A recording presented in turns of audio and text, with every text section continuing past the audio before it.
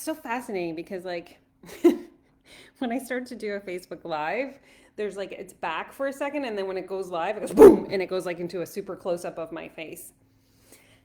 Happy answers with Avalon, you guys. It's a significantly beautiful day. I'm got my moon cycle yesterday, so I feel like I woke up this morning like, ah, I don't know if you also like the day you get your period feels so like centered and grounded back. It's like I come back into this space of being able to connect to my knowing. The last 3 days prior to getting my moon cycle was like, it's integrative. It's like, ooh, I just want to be with myself. I just want to like, and I got to do something different that I've done. If you guys have been following me at all, you know that it was probably just over a year ago that I made a commitment to really leaning into my sacral, really leaning into the divine feminine, really connecting with the womb space.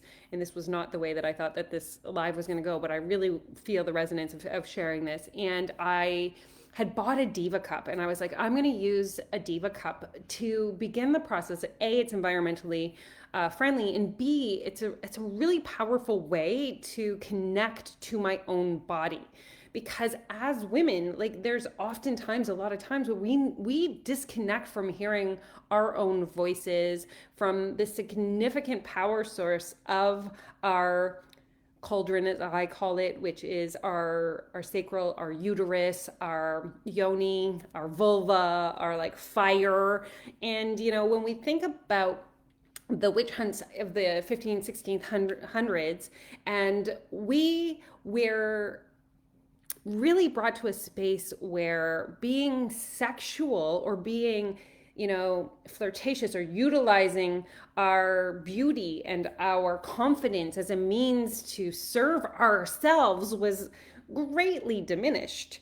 And slowly but surely, we have been, you know, coaxed into this place of hiding, of not being fully seen, of not connecting to the power source that is within this one area of our bodies. Like the amount of work and the amount of communication that I'm building with my womb space over the last year has been like mind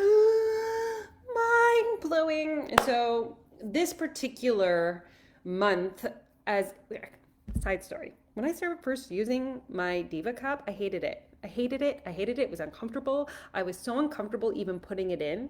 Like the insertion of the Diva cup was like, I couldn't believe, like I hadn't put my own fingers in my own body in so long. And so long. It makes me want to cry because I was so far from being with myself in that way.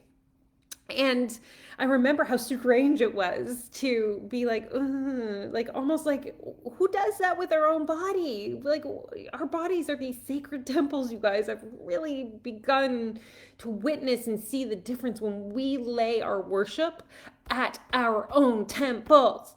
And so the first couple months were hard with my Diva Cup. They were hard because I was so disconnected.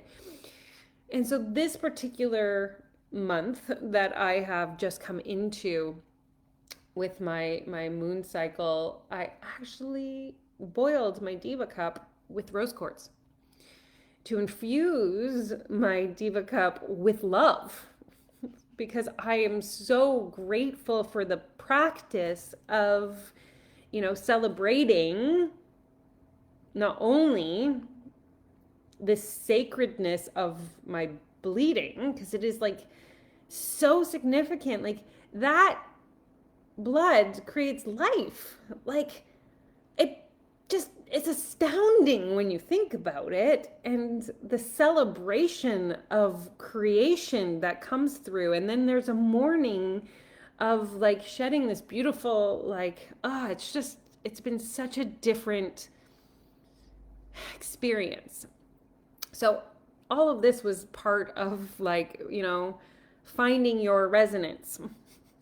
Little off topic, but man, I wanted to come out today about that whole process of finding this pleasure in my Diva cup and in my period and in my moon cycle and in the celebration to this new, like from where I was full disconnect, like, oh, I'm going to boil my diva cup with rose quartz, and when I'm doing it, I'm going to infuse the area with this love, and it feels like I did like a ritual today for my period. Like I like celebrated that she was here and that she's mine, and my body does this with me, and it was just kind of like, whoo, this is new. And so there's that. The other piece that I think is significant to share today is that we can get caught up, and this is something that's happening for me in my life, and I'm sharing it because I think that we get caught into some stories that say that when we begin something, if it's not in full resonance, we still have to see it through to the end, right? Like how many times have you started something and went like, oh, I'm not sure if this is for me? And it could be as simple as, watching a TV program. I mean, this was a rule I had, you guys, that if I started something that I had to do it right to completion, including an episode or a movie. Oh my God, I recently started watching Aquaman. Couldn't do it, you guys. Couldn't do it. Had to stop. Aquaman. That was one of the first things that I ever gave myself permission to stop with was Aquaman. But like this level of like, we get to run it through our internal landscape, our internal filter to recognize and give ourselves permission that at any time we can pivot, at any time we can stop, at any time we can say this isn't for me, without judgment, without shame, without guilt, and understanding that there's this beautiful nectar that we received, the lesson, the download, the information, the guidance, the support that we needed for that time. Imagine that, right? Imagine that. This release of having to follow through to the end of something based on, something that we were taught as kids. Like how many times did you start a social activity? Like I remember being in dancing one year and I didn't want to. And it was like, we paid for it. You have to do it. You have to finish this through to the end. Like, and you're like, oh my God, I have to do something that I don't want to do. And we could make ourselves sick even in those circumstances because we felt the dissonance or the misalignment or the incongruence to what we were thinking or feeling, and genuinely like connected to and being forced out of that alignment in order to be told you have to complete, you have to finish, you have to be, do, have all of these things because that's what you committed to, right? And if you've give me something like if you've ever felt that way or were taught that or were given those instructions, right? And so there's this space, you guys, where we get to understand that at any point, because this is our vision, it's our life, our businesses are an extension of our vibration. They are an invitation to take what is happening within you and extend it out to those in your community to share like what's possible with.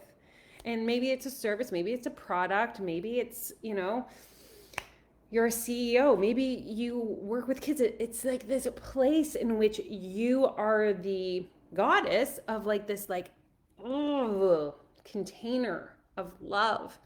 And when we are in a space of coming out of alignment because we've told ourselves we have to do, be, have, like we lose the access to our intuition. We lose this like capacity to see ourselves as the grounding force of creation, just like celebrating my period coming, this ritual, right?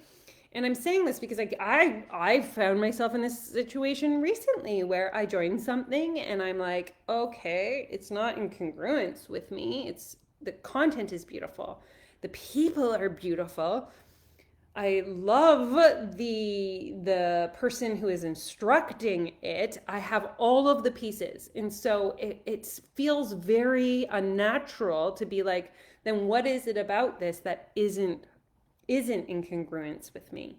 And there is just certain parts that don't align with my values and they don't align with who I am. And it doesn't make it wrong and it doesn't make it sinful or dirty to be like, oh, no, I love this human. I think they're spectacular and they're successful and I'm celebrating them. And I can still have my own resonance and frequency about this.